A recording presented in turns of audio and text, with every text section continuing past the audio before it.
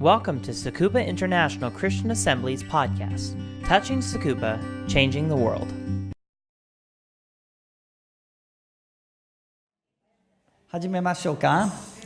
Should we begin? So this week we will consider the second half of the Gideon story. 今週はギデオンの話の後半部分を見ていきます。But before we do that, I want to say something about last week's sermon.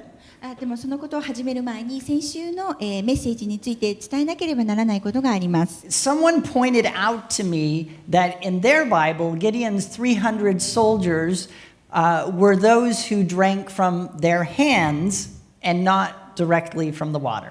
ギデオンの300人の兵士についての話なんですけれども、ある人たちの持っている聖書では、選ばれた人たちは直接水際から水を飲んだ人たちではなく、手から水を飲んだ人たちだと書いてあると教えてくれました。I hadn't noticed it, but some versions of the Bible say that God chose those who drank from the stream. 私は気づいていなかったのですが、聖書の翻訳によっては神様が直接水際から水を飲んだ人たちを選んだという、バージョンがあります。And other versions say that God chose those who drank from their hands. そして別の訳では神様は手を当てて飲んだ人たちを選んだと書いてあります。Why the difference? では何が違うのでしょう。Well, the Hebrew of this particular verse is ambiguous. 特定の箇所のヘブル語が曖昧だからです。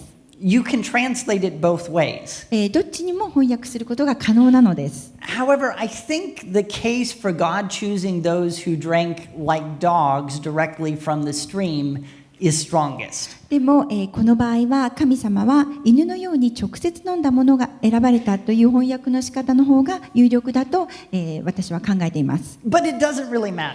でもそのことが重要なのではありません。The point is that there's no way that 300 soldiers could defeat 120,000 unless God gave them the victory. この箇所で大切なことは、神様が勝利をもたらしてくれなければ300人の兵士が12万の兵士を負かすことは不可能だということです。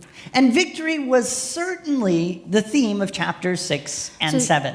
そしてその勝利は間違いなく6章と7章のテーマとなっています。In this passage, Gideon showed us what can happen when God fights for us. この文章の中でギデオンは神様が私たちのために戦うと何が起こるかを私たちに教えています。But as I mentioned last week, Gideon does not function as a model for us. でも私が先週皆さんにお話ししたように、ギデオンは私たちの模範となる役目はしていません。Along the way, these subtle hints keep showing us Gideon's flaw. ここに至るまでにいろいろなわずかなヒントがギデオンの欠陥を私たちに示しています。In the story of Judges, Gideon epitomizes a downward spiral of manipulation. 知識の話の中でギデオンは巧妙な手段を使ってどんどん悪循環にはまっていく象徴的人物です。This started with Barak in the Deborah story. このことはデボラの話の中のバラクが始まりでした。He tried to put conditions on his obedience to God.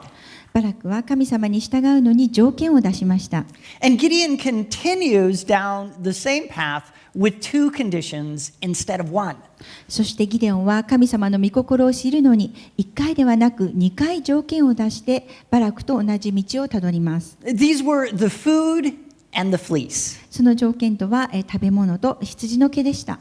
Taken by themselves, these conditions don't seem sinister. 彼らから見ればこれらの条件を出すことは邪悪なことのようではありません。They just make Gideon seem very human.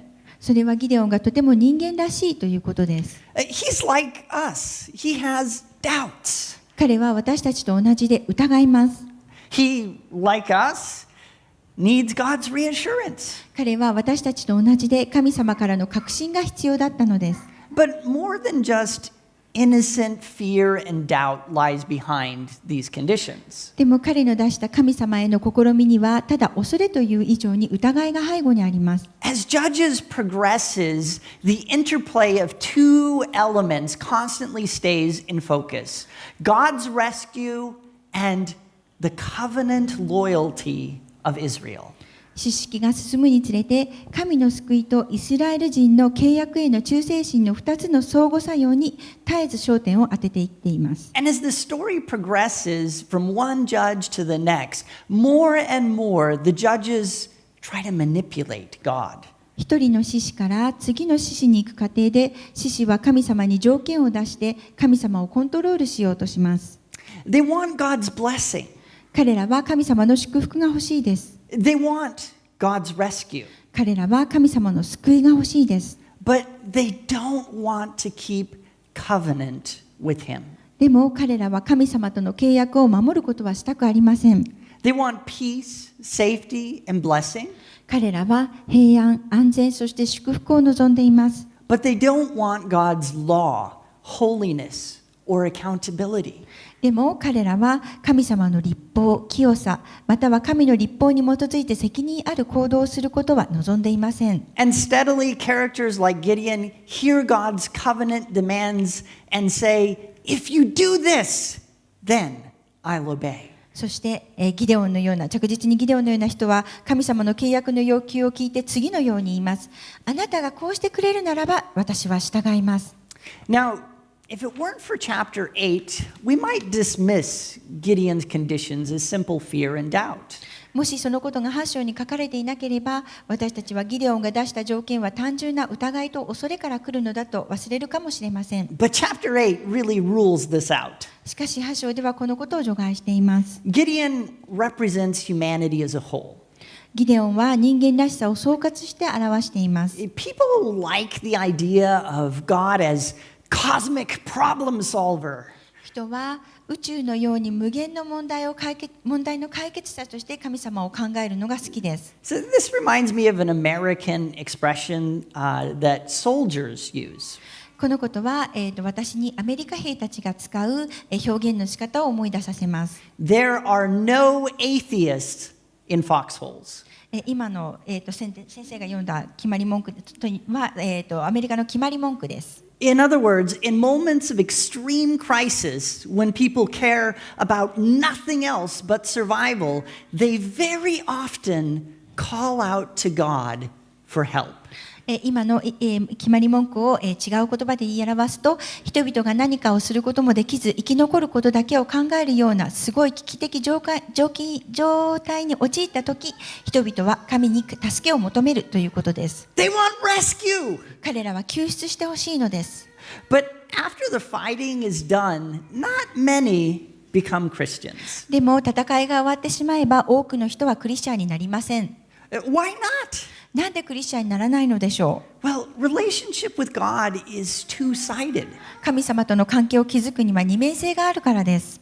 On one side, God promises to rescue those who cry out to Him. 一つの面では神様は彼に助けを求める人たちを救うことを約束します。On the other side, those who are rescued must accept God's lordship. もう一方の方では神様に救われた人たちは神の支配を受け入れなければなりません。The frightened soldier in a foxhole wants God's rescue. 狐の穴に入って怯えていた兵士たちは神様の救いを求めていました。But, the soldier drinking a beer in a bar next to a beautiful woman doesn't want God's lordship. しかし美しい女性が隣にいるバーでビールを飲んでいる兵士たちは神様の支配は欲しくありません。This is the story of Gideon in particular. これがギデオンの話の中で語られていることです。And it's the story of Israel during the time of the judges in general. その話は士式の時代のイスラエルでは普通のことです。And in chapter 8, Gideon rejects three particular aspects of God's lordship: guidance, submission, and loyalty. 8章の中でギデオンは導き、従順、そして忠誠という神様が統治している3つの特定のことを否定しています。We begin with guidance. 私たちは今日は導きということから始めます。Direct guidance from God plays a major role in chapters 6 and 7. 神様からの直接な導きは6章7章の中に主に書かれています。God calls Gideon. 神様はギデオンに召しを与えます。God comes up with the plan. 神様は計画を示します。God gives specific instructions to Gideon to help him complete the plan. 神様は彼に用意した完璧な計画を助けるのにギデオンに特別な指示を与えます。And along the way, God reassures Gideon that he is on the right track. それと同時に神様はギデオンが正しい道に向かっているとギデオンに自信を与えます。However, things change completely in chapter 8. でも8章では全てのことが、変わります。In order to see this change, let's think about the Gideon story in terms of before and after. その変化を見るためにギデオンの話をその before after という形で見ていきます。We can see the before point of view in 6:36. 6章36節に before の状態の考えを見ることができます。Gideon said to God, "If you will save Israel by my hand, as you have promised." ギデオンは彼に申し上げた。もしあなたが仰せられたように私の手でイスラエルを救おうとされるなら。Notice that Gideon expects God to do the work of saving. ここからギデオンは神様が救いの技をなされることを期待していることがわかります。Notice also that Gideon expects God's work of rescue to benefit all of Israel, and not just him and his own family. またギデオンは神様の救いの技は彼や彼自身の家族だけでなく、すべてのイスラエルのためであることを期待しているのがわかります。But look how the perspective has changed in chapter 8.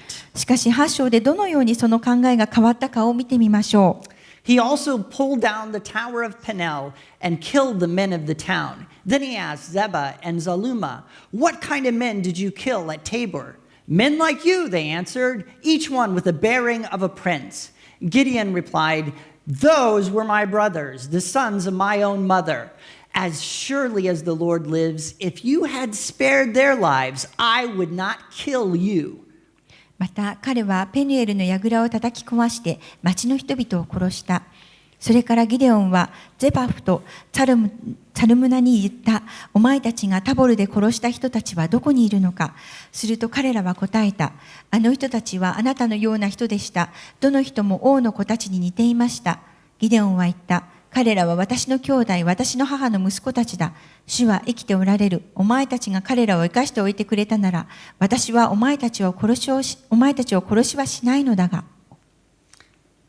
Gideon's perspective has changed in two ways. ギデオンの考えは二通りに変わりました。First, he no longer wants rescue. 一つ目は、ギデオンはもう救いは望んでいません。Now he wants revenge. 今ここでは彼は復讐を望んでいます。The Midianite kings had killed Gideon's own brothers at Tabor. ミディアン人の王たちはギデオンの実の兄弟をタボルで殺しました。And now Gideon will take revenge by killing them. そしてここでギデオンは彼らを殺すことで仕返ししようとしています。Second, Gideon no longer cares about the whole nation of Israel. 二つ目、ギデオンはもはやイスラエルの国全体については気にもしていません。In fact, in his quest for revenge, Gideon is willing to torture and kill his fellow Israelites. 彼が復讐する中で、ギデオンは仲間であるイスラエル人を思い知らせ殺しました。He tortures the elders of Sukkoth. ギデオンはスコでの長老たちを思い知らせました。Then he kills the men of Peniel. ペヌエルの人々を殺しました。Why? なぜでしょう。Gideon did this simply because these towns would not help him in his quest for revenge. ギデオンはこれらの町の人々が彼の復讐を手伝おうとしなかったので、そのことをしたのです。The name Peniel is extremely ironic. ペヌエルという名前はとても極めて皮肉的です。Peniel means face of God. ペヌエルは神の顔を意味します。It has this name because there Jacob met with God. ヤコブが神様に会った場所なのでそう名付けられました。Genesis 32:30 tells the story. 創世記32章30節にその話が書かれています。So Jacob called the place Peniel, saying, "It is because I saw God face to face, and yet my life was spared." そこでヤコブはそのところの名をペヌエルと呼んだ。私は顔と顔とを合わせて神を見たのに、私の命は救われたという意味である。Compare this with what Gideon says in Judges 6:22 through 23. この部分とギデオンが士師記6章22節23節で語っている部分を比べてみましょう。When Gideon realized that it was the angel of the Lord, he exclaimed, "Alas, sovereign Lord, I have seen the angel of the Lord face to face." But the Lord said to him, "Peace, do not be afraid, you are not going to die." これでこの方が主の使いであったことが分かった。それでギデオンは言った。ああ、神主よ、私は面と向かって主の使いを見てしまいました。すると主はギデオンに仰せられた。安心しなさい、恐れるな、あなたは死なない。For Jacob, meeting God face to face changed everything.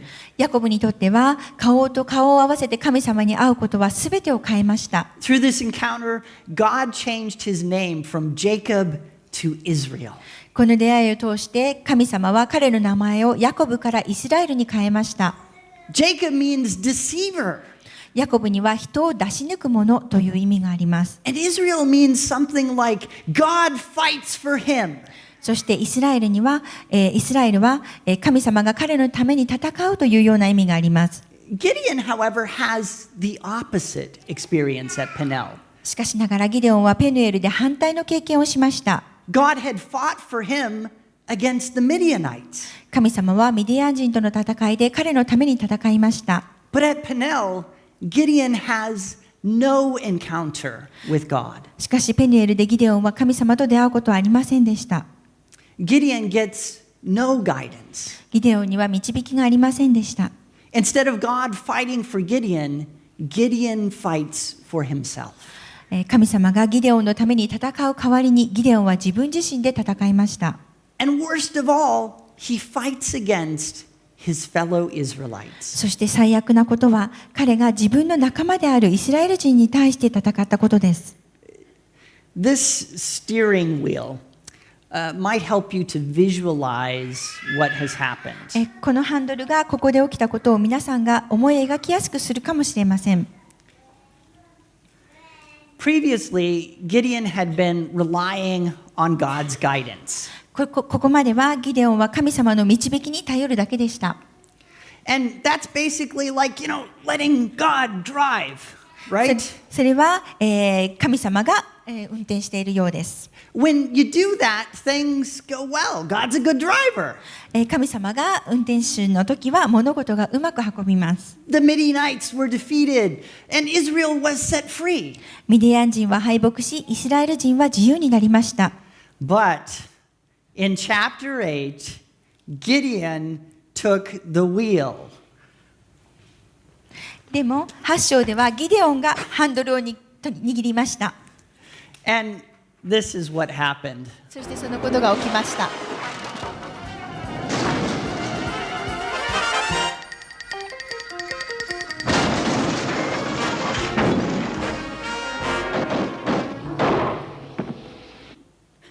See, Gideon was like so many people. ギデオンは多くの人たちと同じようでした。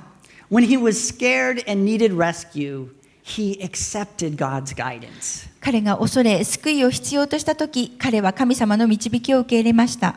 But he didn't want to live life that way. でも彼はもうそのように生きることはしたくありませんでした。He wanted God's help on his own terms. 彼は自分の思うがままに神様の助けを得たかったのです。He wanted rescue without God's ongoing guidance. 彼は神様が継続している導きなしに救いを求めました。Next, we see that he also wanted rescue without submission. 次には従順になることなしに救いを求めていることもわかります。This one got me thinking about drones. このことは私にドローンのことを思わせました。Hudson and Wesley, they love drones. ハドソンとウェスリーはこのドローンとかが大好きです。Yeah, they like these, remote control helicopters, and they just love these things.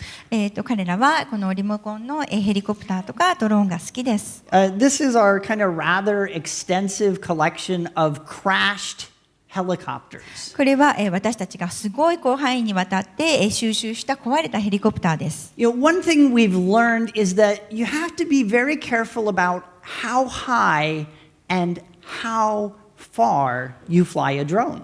このことから学ぶ一つのことは、ドローンをどれくらい高く遠く飛ばすかについてとても注意しなければならないということです。Now, you might be wondering, why should it matter how high and how far you fly one of these もし things? かしたら皆さんはなんでそんなことが問題なのだろうと思うかもしれません。Well, the answer has everything to do with the remote control. その答えはすべてリモコンに関係があります。See, the remote has a limited range. そのリモコンの遠隔操作には限界があります。If the helicopter, like this one, for instance, gets too far away from the remote control, it no longer responds to the commands that you send it. その今のヘリコプターが遠くに行き過ぎれば、皆さんが送った命令や指令は受けないか応答しません。In other words, it no longer submits.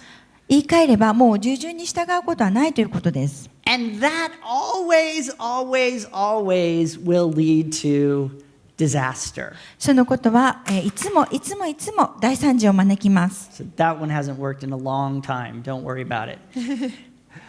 In Judges, the Israelites keep experiencing problems precisely because of this. 詩式の中でイスラエル人はこのためにまさに同じ経験を続けています。They do not want to submit to God's lordship.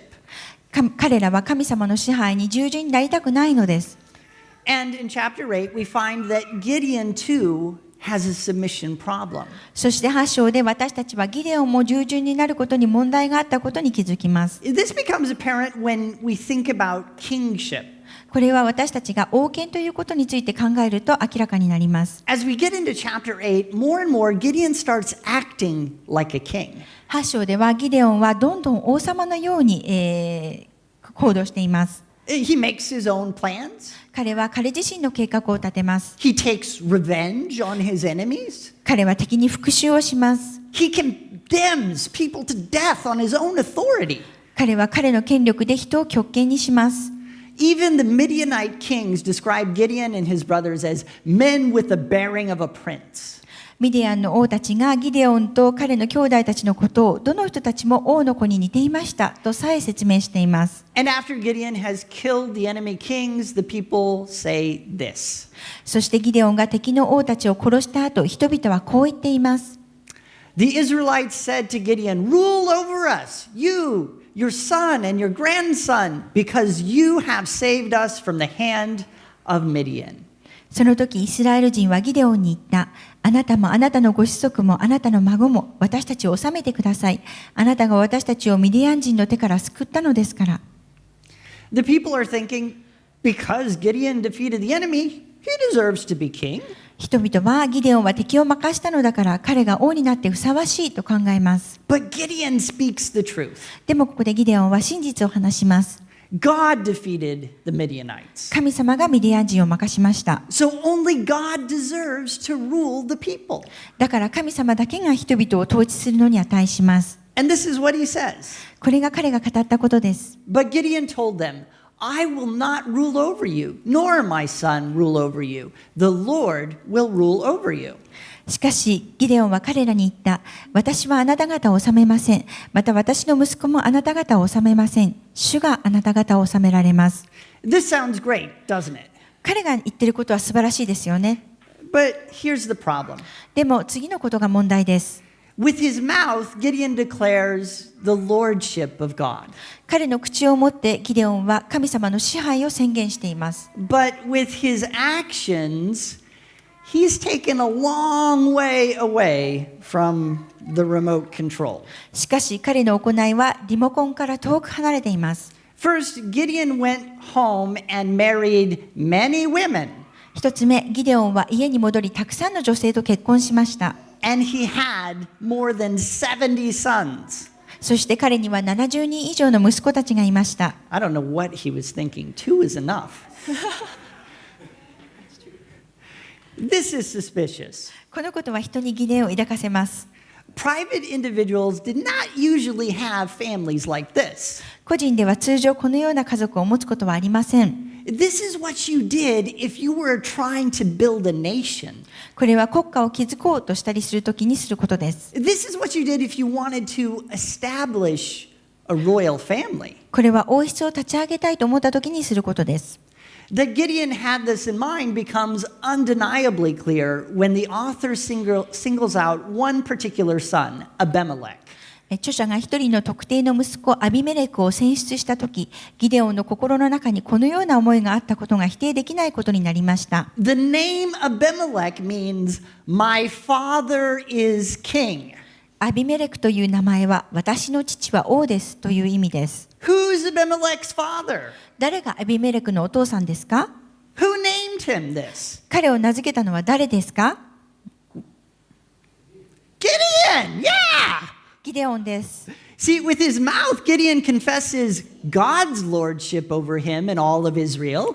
彼の口ではギデオンは神の支配や彼やイスラエル全土にわたることを宣言しています。 But with his actions, Gideon shows that he too wants God's rescue without submission. しかし彼の行動ではギデオンも神に従順になることなしに神の救いを望んでいることがわかります。 As the chapter closes, we know that Gideon is calling the shots and not God. 章の終わりにギデオンは神ではなく攻撃することを決めました。 Beyond submission, there is one final area in which we can detect God's desire for rescue, or Gideon's desire, rather, not God's, desire for rescue without lordship, and that's loyalty. 従順を超えて神の支配なしに救いを求めるギデオンの心の欲求を探る最後のことは忠誠心です。 After defeating the armies of Midian, Gideon collected gold from the soldiers. ミディアン人の軍隊を倒した後、ギデオンは兵士たちから金を集めました。 And this is what happened. そして次のことが起きました。 Gideon made the gold into an ephod, which he placed in Ophrah, his town. All Israel prostituted themselves by worshiping it there, and it became a snare to Gideon and his family. ギデオンはそれで一つのエポデを作り、彼の町のオフラにそれを置いた。するとイスラエルは皆それを慕って、そこで淫行を行った。それはギデオンとその一族によって落とし穴となった。It may be that Gideon originally intended the gold ephod to be a symbol of God's rule over the people. ギデオンはもともと人の上に神の支配のあることのシンボルとして金のエポデを作りたいと思っていたのかもしれません。By the way, an ephod was a special robe that priests wore in the Old Testament times. ところでエポデとは旧約聖書の時代に祭司が着た特殊な装束でした。Gideon may have intended priests to wear this ephod and ask God about his will. ギデオンは祭司がこの装束を着て神様の御心について尋ねることを目的としていたのかもしれません。But very quickly the people began bowing down before the ephod and worshiping the ephod instead of worshiping God. しかしすぐに人々はエポデの前に頭を下げ、神様の代わりにエポデを礼拝し始めました。This, of course, was a huge problem. もちろんこれは大きな問題でした。Relationship with God requires loyalty. 神様との関係を築くには忠誠心が必要です。God has promised to rescue us when we cry out to Him for help. 神様は私たちが神様に助けを叫び求めたとき、私たちを救ってくれる約束をしました。But in return, He expects absolute loyalty from His people. しかしその見返りに神様は神の民から絶対的な忠誠を期待します。And disloyalty, like worshiping a robe instead of God, destroys relationship.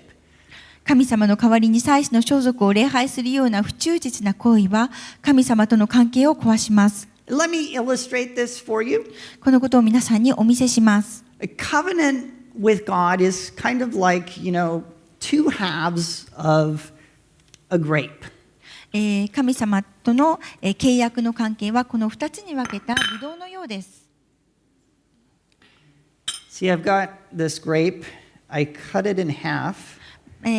半分に切りました。And you can see that there are two sides of the grape, but they're still connected in the middle. 半分に切って2つに分かれていますが真ん中でつながっています。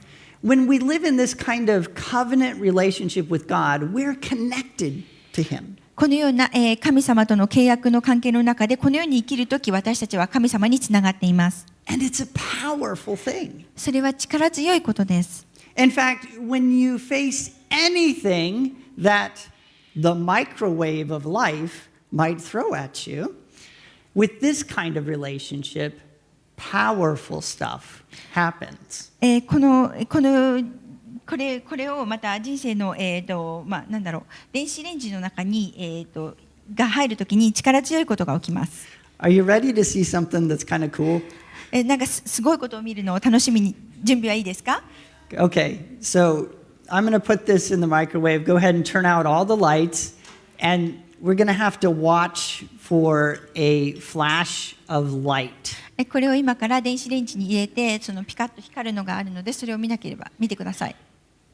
Okay, so here's praying that this does what it did when I tried it earlier.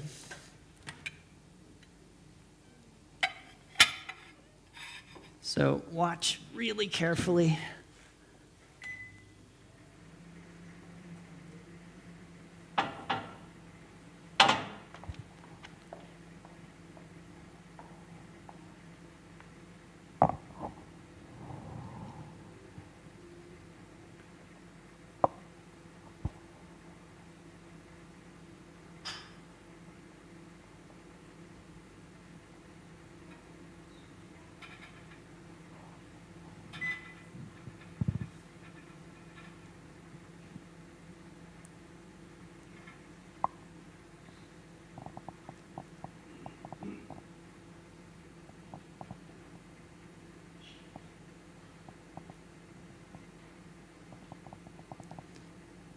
I think we got to try it again. It should have happened by now. Okay, take two. Oh, no, it did happen. I just didn't see it. I can tell.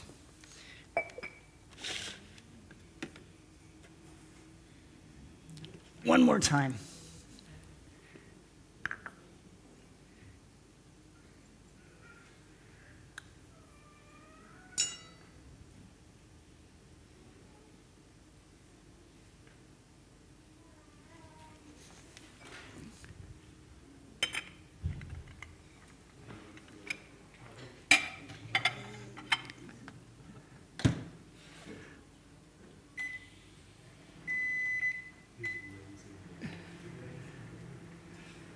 There it goes.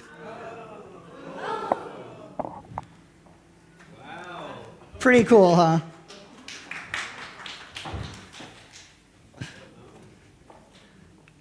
So the flash that you just saw was a plasma reaction.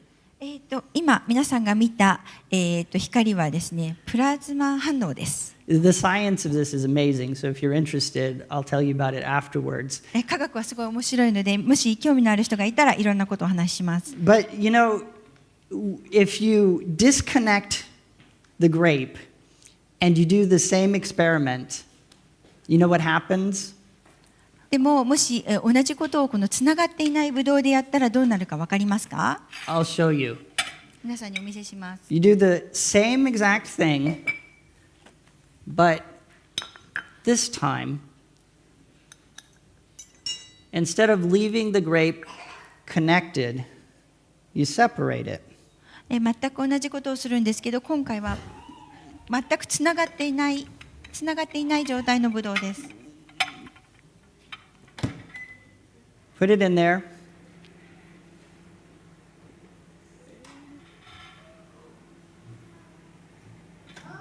I put it, it's touching. Whoops. It's still touching. So we still got a reaction.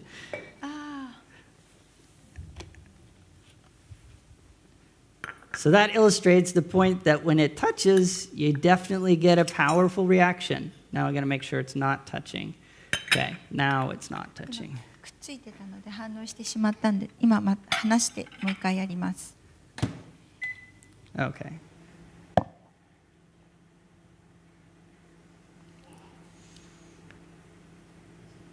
So you can leave that in there all day, and you know what happens? Nothing. Nothing happens. You get a hot grape this way. No reaction. ずっとこのままやってても、1日やってても何も起きません。ただ暖かくなるブドウができるだけで何も反応は起きません。 Let's turn this off. But if there's no relationship, if there's no connection, there's no power. 全く関係がなく、全くつながりがなければ力が起こりません。 No loyalty, no rescue. 忠誠心も救いもありません。 And this is what we see again in the story of Gideon. このことはギデオンの話の中で、再び見ることです。 Gideon wanted rescue without loyalty. ギデオンは忠誠心なしに神の救いを求めました。 He wanted the benefit of covenant relationship with God without the responsibility. 彼は神との関係なしに神と契約をしている時の益を得ることを望んでいました。 But without loyalty, there's no relationship with God, and his rescue doesn't last. しかし忠誠心なしに神様との関係はなく、神様の助けは長く続きません。 You know, in the end, Gideon's character does not develop. 結局、終わりにはギデオンの性格は成長しませんでした。 The same guy who tore down the Asherah poles in Ophrah set up the golden ephod as an idol in Ophrah. オフラでアシェラ像を壊したのと同じ男がオフラの偶像として金のエポドを建てました。 At Tika, I remind you each week that this church is a place of belonging, forgiveness, purpose, and power. ティカでは、この教会では私は毎週教会は所属と許しと目的と力の場所であることを伝えています。 And today's message really invites us to think deeply about belonging in particular. 今日のメッセージでは私たちに特に所属ということを深く考えるようにしています。 Belonging means that this church is a community where we embrace and love everyone. 所属は教会がすべての人を受け入れ愛する場所であることを意味しています。 But belonging has another sense too. しかし所属には別の考えもあります。 Belonging means that as Christians we are not our own. 所属にはクリスチャンである私たちは自分自身だけではないということを意味しています。 We belong to God. 私たちは神様に所属しています。 And as his people we accept his lordship. 神の民として私たちは神の支配を受け入れます。 Lordship includes guidance, submission, and loyalty. 支配には導き、従順、そして忠実が含まれます。 Sometimes we have the idea, I think, that being a Christian is just about the good feelings we get when we're at church and when we ask God for help with our problems. 時にクリスチャンでいることは教会にいるときに、また私たちの問題を助け求めるとき、良い気持ちになるに過ぎないという考えがあります。 In other words, sometimes we think it's only about rescue. 言い換えれば私たちは救いについてのみ考えることがあるということです。 Christianity is about rescue, キリスト教とは救いについてです。 but that's only half of the story. しかしそれだけでは話の半分です。 It's also about lordship. キリスト教とは神の支配についてです。 Being a Christian means that God guides us. クリスチャンでいることは神様が私たちを導くことを意味します。 We submit to his leading, not just at church, but everywhere. 私たちは教会だけでなく、どこにおいても神様の導きに従順になります。 And lordship means loyalty. 神の支配は忠誠を意味します。 As Christians, we put God first in everything. クリスチャンである私たちはすべてにおいて神様を第一にします。 In what we say, what we buy, what we watch, how we spend our time, everything. 私たちが言うこと、買うもの、見ること、時間の使い方、すべてにおいてです。 As we worship, I want us to think about lordship. 賛美のうちに一緒に神の支配ということを考えたいです。 Maybe you know Jesus as Savior, 皆さんはイエス様を救い主として知っているかもしれません。 but is he your Lord? でもイエス様は皆さんの主ですか？ Think about your life. 皆さんの人生について考えてください。 And if you need to give an area of your life to God, do it. 皆さんの人生のある部分を神様に捧げる必要があれば、どうぞそうしてください。 If you need to repent, do it. 悔い改めが必要でしたら、悔い改めをしてください。 None of us is perfect. 誰も完璧な人はいません。 As we grow in relationship with God, steadily we submit more and more to his lordship. 神様との関係が成長していくにつれて、私たちは神の支配にもっともっと従順になることができます。So I really want to invite you to take this opportunity to grow. 成長する機会を持ってください。Finally, if you're ready to experience Jesus as both Lord and Savior for the first time by becoming a Christian, let me or one of the deacons know. 最後に、クリスチャンになることによってイエス様を主であり、救い主であることを人生の中で初めて経験したい、クリスチャンになりたいと思う方がいらしたら、クリス先生か教会役員にお伝えください。We would love to pray with you. 一緒にお祈りさせていただきます。Worship team, please come.